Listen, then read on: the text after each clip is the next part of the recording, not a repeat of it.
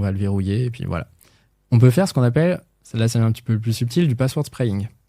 Password spraying, c'est qu'on se dit, ok, dans l'entreprise, il y a forcément quelqu'un dont le mot de passe c'est Toto1234. On va prendre tous les utilisateurs de l'AD et on va tester Toto1234 sur tout le monde. Ça tombe. Ouais, je trouve ça assez fascinant. Pour creuser un peu sur l'aspect technique, ça ressemble à quoi? C'est quoi le type d'attaque qu'il y a pour aller attaquer un Active Directory? Alors, il y a plein d'attaques intéressantes. Dans les trucs les plus classiques que les gens peuvent comprendre sans problème, c'est tout ce qui va être brute force sur les mots de passe. Voilà, donc du brute force.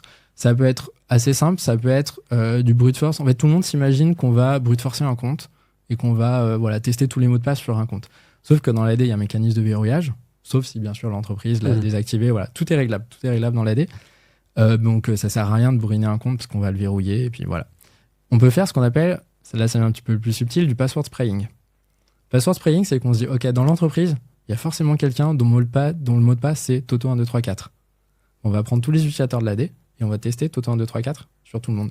Ça tombe. Ouais. Ça dépend ce qu'on veut. Ça, c'est typiquement ce qu'on va faire quand on arrive dans une entreprise ou quand un attaquant arrive dans une entreprise qui n'a pas déjà accès à un compte AD. Vraiment, il est en anonyme, il n'a aucune information. La première étape, c'est d'avoir au moins un compte. En fait, une fois qu'on a un compte dans l'AD, on peut